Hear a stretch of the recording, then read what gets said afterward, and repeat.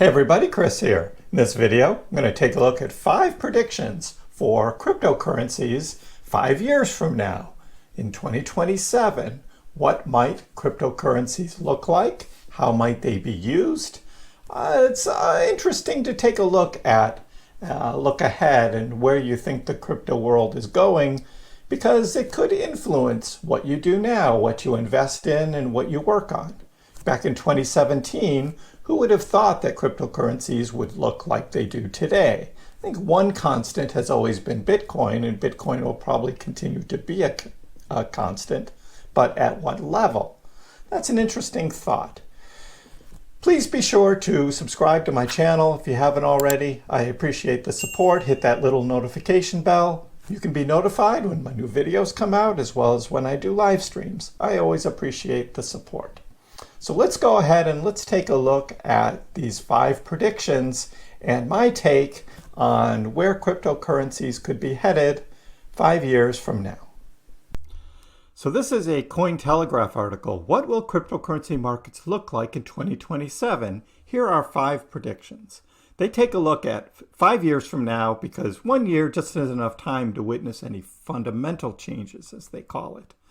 So, Number 1, the metaverse will not rise. I disagree with this in part. I think part of what they talk about here is actually right on, because I think a lot of people aren't going to want to wear these 3D goggles. I think metaverse will continue to be sort of a partially used by people, not a global thing. They're talking here about what would it take for the metaverse to actually become used by everybody for everything? A variety of applications could, in theory, be integrated into the metaverse, including games, video conferencing applications, services for issuing driver's licenses, anything. I still think games will probably run things. I mean, Ready Player One, if you saw that movie, that is a prime example of how that metaverse could grow and more users adopting it for this kind of world.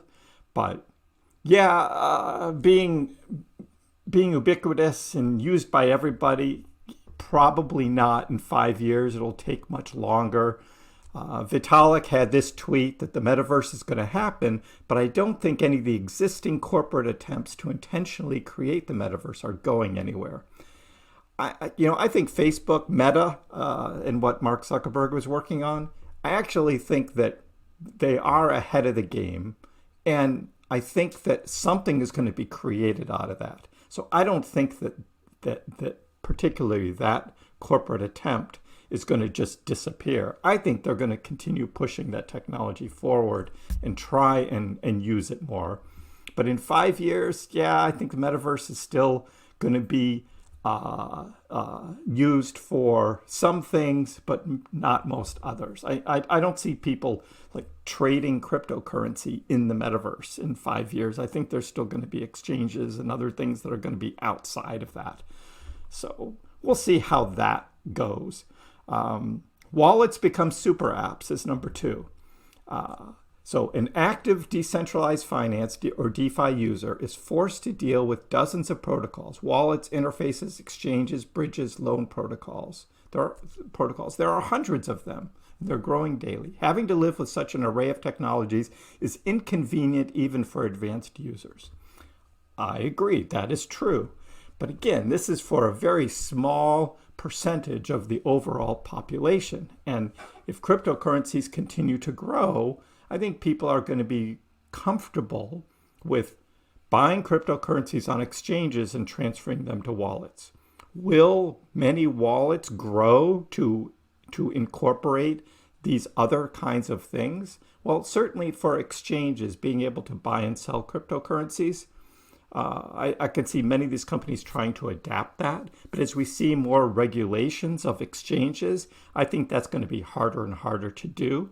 I think what we're going to see more of is like Coinbase, and what Coinbase has done is they have an exchange and they have a wallet, and they're separate, but they can be linked together probably much better in the future as sort of that technology and what they're used for from NFTs and other things continues to grow. I see more of that happening. But at the same time, for wallets, what people really want is this, the security.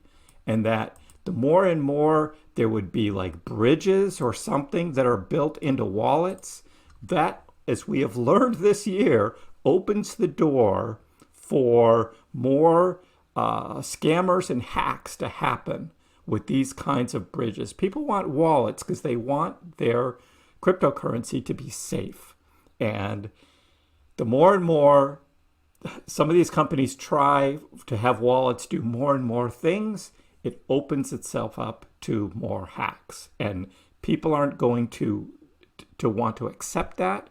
And it gives cryptocurrency more and more of a bad name as there continues to be hacks.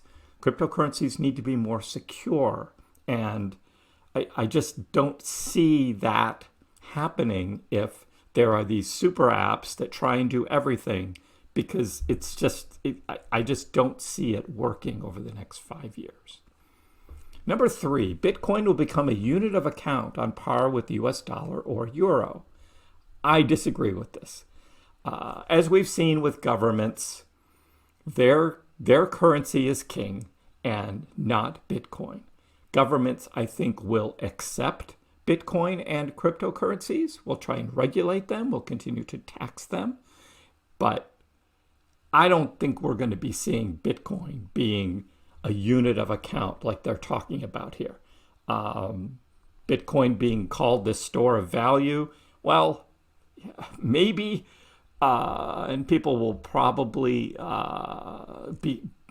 start accepting Bitcoin more and more, but not at this level. I don't see that. The US dollar, despite inflation, will continue to be the standard that many countries follow.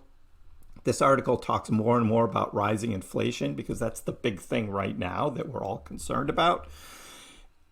But it won't be to the point where cryptocurrencies become the dominant use. Cryptocurrencies will still be traded across borders, but for it get to the point where Bitcoin would be this unit of account they talk about here, I don't see that happening. Number 4, at least half of the top 50 cryptocurrencies will see their standing decline. That part I agree with. We've seen a shuffle in cryptocurrencies and which are the top ones over the past 5 years. That will continue as projects like Luna, fell off because of what happened to Luna. There are more of them that are up there that don't have utility. Ethereum Classic, they call a zombie. It'll be ousted from the top 50. I don't necessarily agree with that. I think there's still people behind Ethereum Classic, and we may see another resurgence of Ethereum Classic as Ethereum goes to 2.0 proof of stake. We'll see how the miners deal with a fork, whether they want to do a hard fork of the existing Ethereum or maybe go to Ethereum Classic. I don't think you can actually say that. And they also talk about Cardano will slide down the list to eventually become a living corpse. The project is moving agonizingly slowly. Developers not only fail to see this as problematic, but even seem to view it as a benefit. That's what I think is, what's the big rush? Why is everyone in a hurry? The more we see these platforms try and rush things, the more chances there are for there to be holes, open themselves up to be hacked, things like that. I think Cardano is going to be around for a long time and is not going to be outside of the top 50. The one that I think will be out of the top 50 is something like Shiba Inu. It's a token. It doesn't do anything. It has no utility. It doesn't have its own blockchain. Shiba will probably have another big run, and the people who are behind it and the whales that pretty much run it will try and milk as much money out of that thing as they can, but eventually it's just going to die off. And so in 5 years, Shiba will not be in the top 50. But Ethereum Classic and Cardano most likely will. Number 5, the crypto market will fragment along geographic lines. So here we go back to the governments again, right? I don't see this. Cryptocurrencies are global by default, and I believe it will continue to be global. Individual governments will try and regulate it, and they will continue to tax it, like I said earlier. But just because particular countries like China or Russia are going to try and ban cryptos, that is true for that percentage of the global population. That will happen. Countries will be setting up their own digital currencies, like we see in China, the digital yuan. We'll see the United States most likely make a digital dollar of some form.